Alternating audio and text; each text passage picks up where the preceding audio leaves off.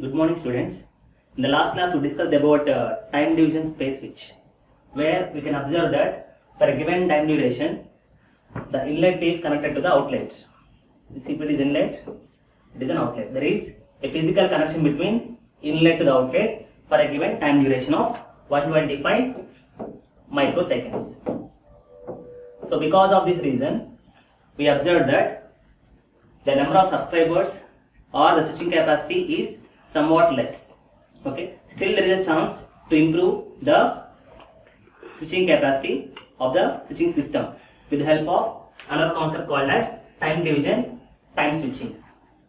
Okay, and one more point you should note it in time division space switch is, so in case of time division space switch, we have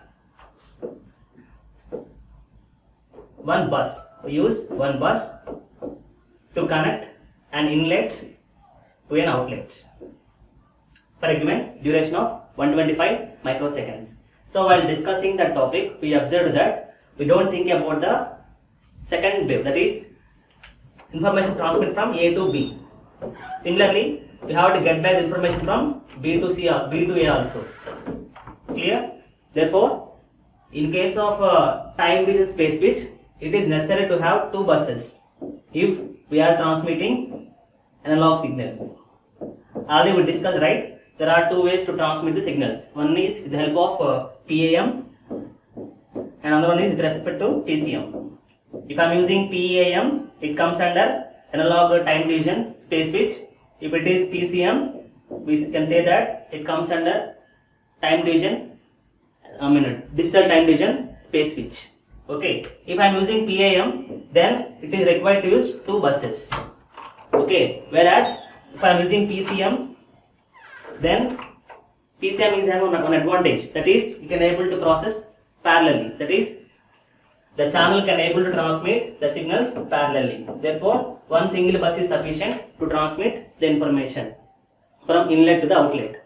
That's the advantage of using PCM over PAM in time division space switch. You can able to reduce the number of buses required. Okay. And what is the drawback in previous case means?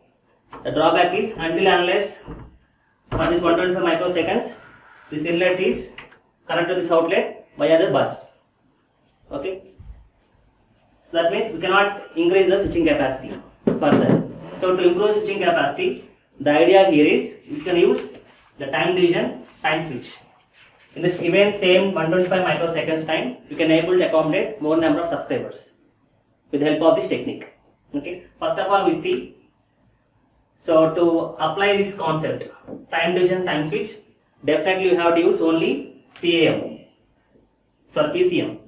PAM will not support this technique. Okay. So in case of time division time switch, definitely you have to use PCM type of encoding for transmitting the information from inlets to the outlets. Okay. And one more point is, in the previous case, we are using a bus. But in case of time division time switch, we have to use memory. So in place of bus, we have to use one memory here. And one more point is, you can call this memory as data memory. Now you can see the structure of this time division time switch. So this is the structure of time division time switch. Here you can see these are the inlets and these are the outlets. Okay. So since we can operate the data memory in parallel fashion, so generally data memory will be able to access in parallel form only. That means we can write data in parallel and also can read the data parallelly from the data memory. Therefore, but the inlet's incoming data is in series form. So definitely we have to use an serial to parallel converter here. So that then only can able to write the content in data memory parallelly. So for that reason we have to use one serial to parallel converter. And one more point here is we have to use one more is called as MDR. MDR means memory data register. So from diagram it is looking like we are having two MDRs, but generally we have only one MDR. We have only one MDR. which is shareable by both inlets and outlets. That is the reason why we are going to use one concept called as IG, input gating and output gating. So with the help of these gating units, we can able to make only MDR available for inlet or for outlets. Okay. And one more thing here is we'll use same logic. We'll use some control memory here for storing the addresses of inlets and outlets. So each address contains inlets and outlet also. Okay. Here, in the previous case, we have to store only inlets. Here, we have to store the outlets also. Okay. So here, the same with the help of this control modulo counter, we are going to increment. Corresponding is going to increment address in the memory locations to read the data, to read the data from the outlets. In the corresponding address outlets, we are going to read the data from the control memory, so data memory.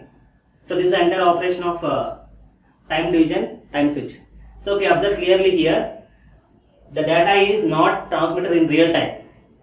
The inlet data is not connected to the outlet in a given real time. Here we are using the concept called as store and forward. We are storing the information in the data memory, then after some time we are going to read the data to the outlets. Okay, this is the basic principle behind the operation of time division, time switch, store and forward. Okay, so because of the reason only, we have been able to transmit the information bits with more capacity. And one more point here is, so already we discussed that the sampling time is 125 microseconds. The sampling time is 125 microseconds from the previous class. Because of to avoid anti-aliasing, we observed that the bandwidth of speech is 300 to 3400 hertz. So to satisfy the Nyquist rate, we have to use twice the frequency of message frequency. Therefore, fs is equal to approximately equal to 8 kHz we can take in. So for 8 kHz frequency, the time is 125 microseconds. Okay. So what happens here? So here in this 125 microseconds, generally to transmit speech signal from inlet to outlet, it take only few microseconds. Generally 120 microseconds, that should be ideal, because let us assume it takes only 5 microseconds to transmit the signal from inlet to outlet. Therefore, this 120 microseconds, the system should be ideal. So in case of time switching, we are going to utilize this time for transmitting the remaining signals also in a time division fashion. Therefore, for the same 125 microseconds, in case of time division space switch, we are accommodating only one subscriber or one inlet outlet pair. Whereas in case of time division time switch, in this 125 microseconds, we can able to accommodate more number of subscribers. In this way, you can able to increase the switching capacity. Okay. So since for this diagram, we can draw this equivalent circuit also. Here you can see some delay. What it means? The signal is transmitted not in real time. So we are giving some delay by storing it in some data memory, and after some time we are reading it from the data memory. Okay. So this is about the time division, time switching operation. So in case of time division space switch, we observed three cases: input control, output control, and input or generalized control. That means both input output controls to improve the switching capacity or number of subscribers. Similarly, in case of time division time switch, we use these three control methods. Okay, sequential write by random read, random write by sequential read, and random input by random output. Okay, so these three control methods are operated in phased manner, or can operate in two modes. These three control methods can operate in two modes. One is called phased one, another is called as slotted one. Phased operation, slotted operation. Okay, we can operate these three modes in either phased mode or in slotted mode. Now we'll discuss these three control methods one by one with respect to the phased mode and with respect to the slotted mode or operation. So first we'll take so what is phased operation? So in phased operation we have two phases. One is The data from inlets are stored in the data memory sequentially or randomly according to the control method. So first one is the data from the inlets are stored in the data memory sequentially or randomly. So this is based upon the type of control we are using according to the method used. And the second phase, the data read from the data memory and delivered to the outlets sequentially or randomly. So based upon the control method we have used. Okay. So based upon the type of control method, we can apply either sequential or randomly on data memory as well as on the control memory. Okay. So two phases are there. In phase manners, we are going to use two phases for completing one connection or inlet outlet pair. Okay. Now I am going to discuss this sequential write and random read operation. Okay. So coming to sequential write and random read, the name itself indicates we have to write the data sequentially by leading how to read the data randomly. Okay. So first, this can also can explain in two phases. So in phase 1, generally in phase 1, we are going to read. So the inlets and outlets are scanned sequentially. The inlets and outlets are both scanned sequentially. In the first phase, the inlets are scanned sequentially, okay, one by one. In the first phase, the inlets are scanned sequentially one by one, and these inlets are stored in the data of the inlets are stored in the data memory. So there is a one-to-one correspondence between inlet to the data memory. That means ith inlet data is stored in the ith location of data memory. Clear? So in case of sequential write by random read operation, the phase 1 is initially in the phase 1 all the inlets are scanned sequentially one by one, and the corresponding data is stored in the data memory sequentially. Therefore, because of this reason, it is having some one-to-one correspondence between inlet to the data memory location. That means ith inlet data is stored in the ith location of the data memory. That is phase 1. So the phase 1, it is going to perform data memory write operation. Okay. Now coming to the phase 2.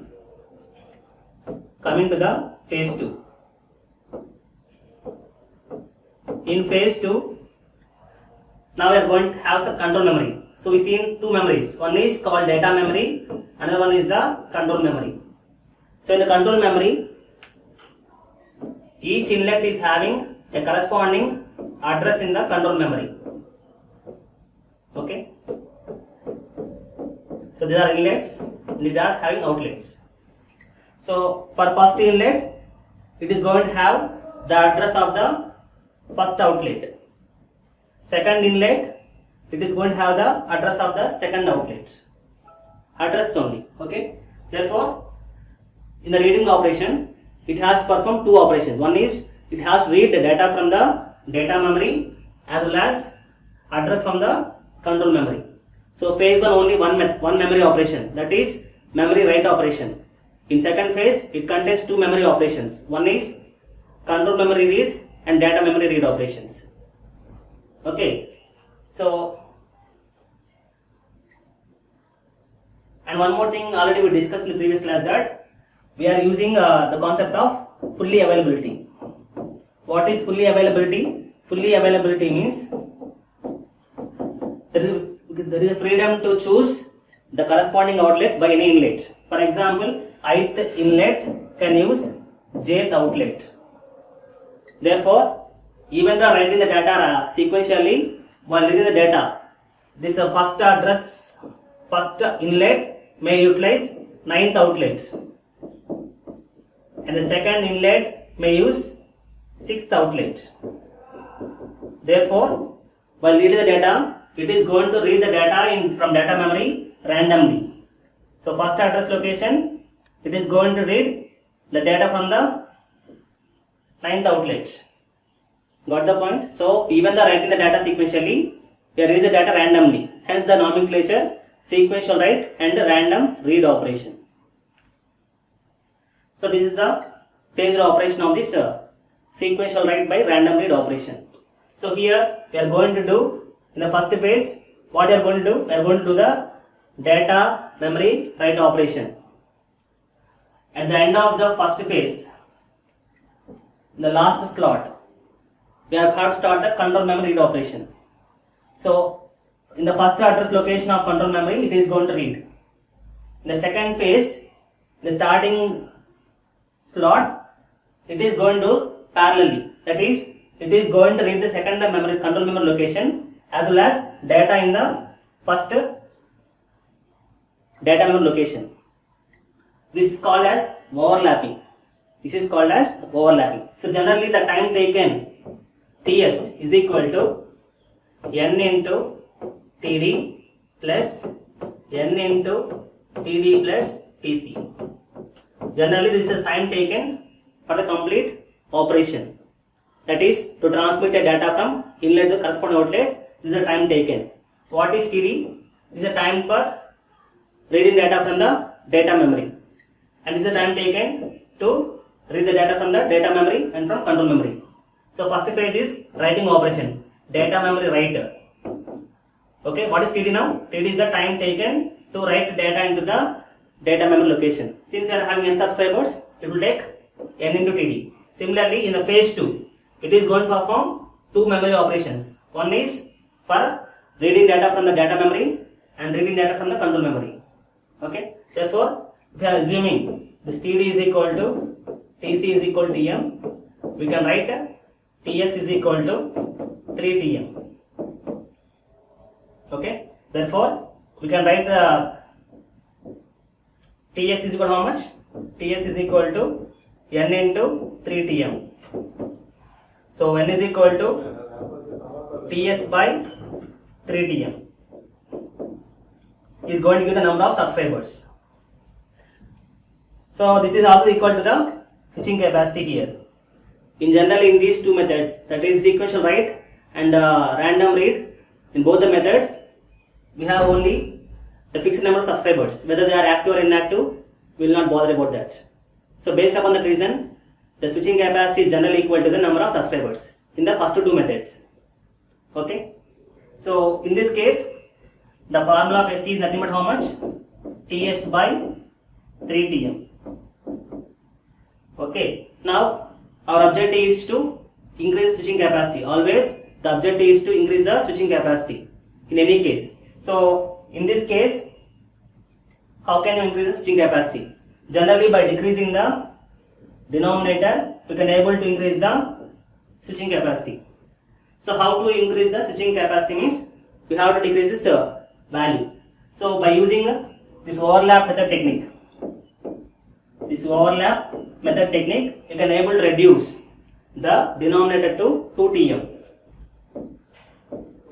because these two are performing in. So this is nothing but your data memory read and this is nothing but your control memory read. Since you are performing the both the operations in same cycle, therefore you can reduce the time from NTD plus TD to NDD. Therefore it is going to give the value of 2 TM. Therefore SC is equal to TS by 2 TM. What is this 2 TS value generally? This TS is nothing but you can say it as 125 microseconds.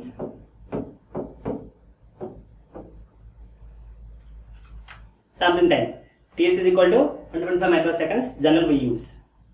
So this is about the phased operation in case of sequential write and random read. Okay. We can also perform the same using slotted operation. In slotted operation, we are going to divide this time 125 microseconds into n slots. So for each slot, what is time? 125 by n is the time for each slot. In this time, it is going to perform all the operations. That is, it has to perform two operations, right? Data memory write and data memory read and control memory read. This is one way of doing the operation, that is called as slotted operation. Okay. And the next one is random write and sequential read. And again the name itself indicates you have to write the data randomly and you have to read the data sequentially. So again we have to explain this with respect to phased operations. So in case of phased operation, again it is going to take two phases to complete the operation. So phase 1 and phase 2. So in case of phase 1, it has to do again the same task. The inlets and outlets are scanned sequentially and the samples from the inlets are written into the data memory randomly. Finally, the samples are read from the data memory sequentially and then delivered to the outlets. The name itself indicates random write and sequential read. So in case of this concept, so there is a 1-to-1 mapping. There is a 1-to-1 mapping between outlets and control memory. Okay, in this case, there is a 1-to-1 mapping between outlets and the control memory. Therefore, so how to write the data now? It has to write the data randomly and it has to read the data sequentially from the data memory.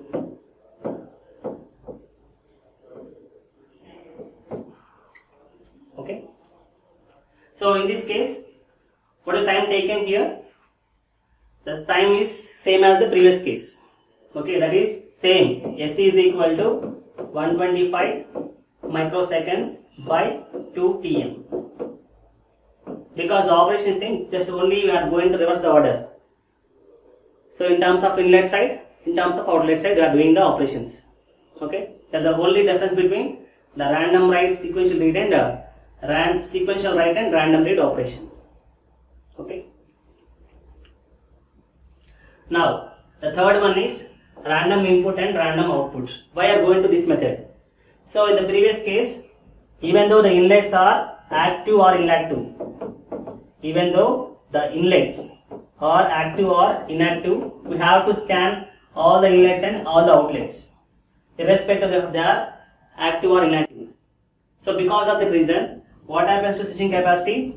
This is limited to the number of subscribers. Okay, because of this reason, the switching capacity is limited to the number of subscribers. As an engineer, our objective is to we have to increase the number of subscribers. So we can able to expand or increase the number of subscribers with the help of this random input and random output. So here, previous case, in the third case, what we have seen in time division space switch.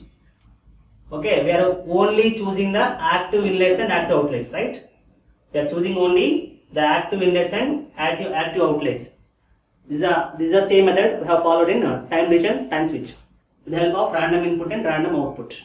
Okay, here we are only choosing the addresses of the active inlets and active outlets only. So for that reason, we have to use two control memories.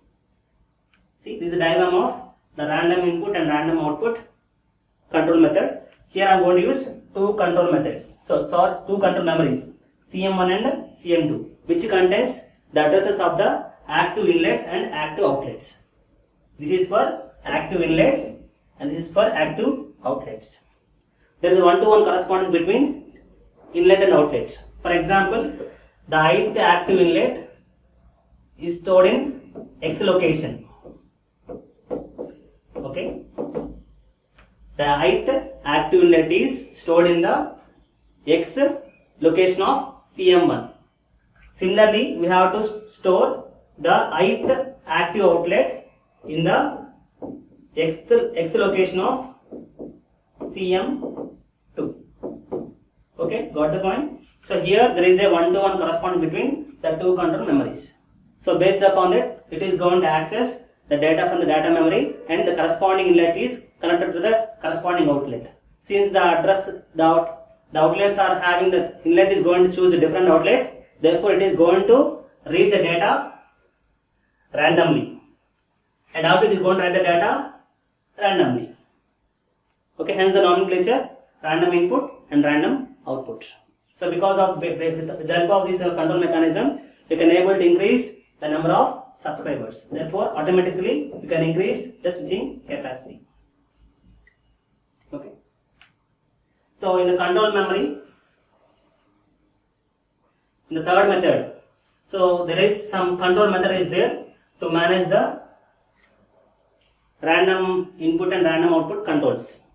So generally, it is going to use either maintaining the free list as one method, or compacting the entries every time a call terminates, and third one is maintaining a free and occupied lists.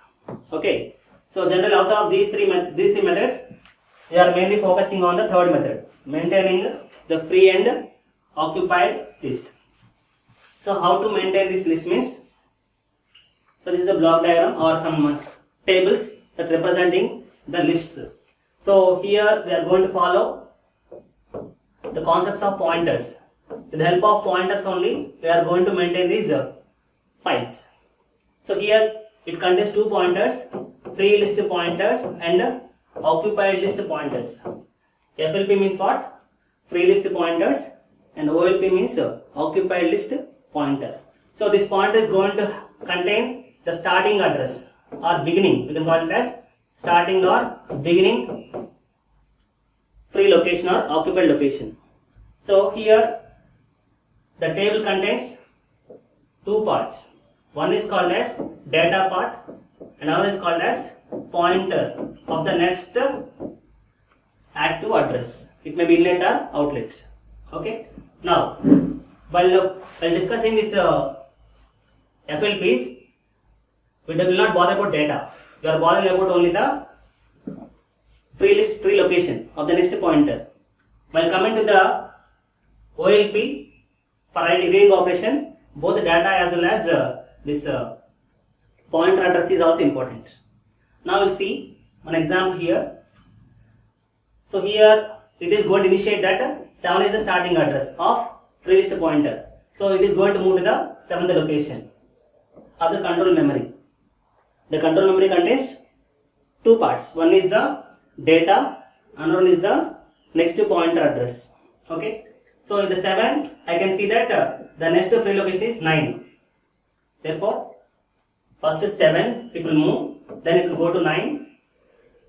Now we will move to the 9th location. The 9th location, it contains the next free address is 3. 3. In 3, we can see 10. In 10, we can see 5. In 5, we can see 4. In 4, we can see 1. In 1, we can see null. That means at the end of the list. This is the end of the free list.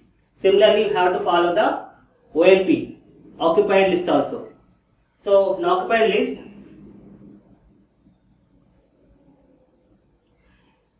it is going to give the first address as 2. So, 2 is the first free outlet, sorry, occupied list. So, if it see 2, it is having 11. So, it will move to 11. So, it contains some data because it is occupied. It contains some data, and the next free occupied list is 12. So, from 2 to 12, 11, 11 to 12, 12 contains again 8, and 8 contains 6, and 6 contains null. That means that is the end of the occupied list. Therefore, in case of third method, the control mechanism uses, it is going to maintain two lists. One is called as free list pointers or free list files and occupied list files. So to maintain these files, it is going to use FLP and OLP. Now, for example, one list is freed. That means one location is freed. In this case, how to update the file? Okay, now it is going to show that So 7 is, for example, 7 is occupied by some other call. Therefore, it should be removed from the list of this free list, and it should be added to the occupied list. This 7 to be occupied to the, sent to the occupied list. So how it will happen? We'll see now. So if you see here, so since 7 is utilized by some other one, now since 7 is pointed to 9, this 9 is moved to the FLP. This 9 is moved to the FLP. Okay. Now what about 7 here? See here. Now 7 is filled by some data because it is occupied. It is filled by some data. Now how this table is modified? A list is modified means after 9, again same concept, 9 after 3. So just this is removed. 9 after 3, 3 after 10, 10 after 5, 4 after 1, and that is null. Now coming to the occupied list. Now this 7 is moved to the occupied list now. Now it is having starting address of 7. So 7 is came to here. 7 to 2, 2 to 11, and so on. Clear? This is the way this method is going to maintain the free list and occupied list with the help of this free location pointers and occupied location pointers. You can also apply the same thing to this one by freeing some occupied list. So once the call is terminated, that occupied list should become a free list. Again, have to apply the file corresponding outlets and inlets locations. Okay, this is about the 3 control mechanisms used in time division, time switch. Out of all the 3, the last one is having more advantages because it is going to scan only the active inlets and active outlets, so that we can able to increase the number of subscribers. Therefore, we can able to increase the switching capacity. In the next class, we will discuss the remaining concepts. Thank you.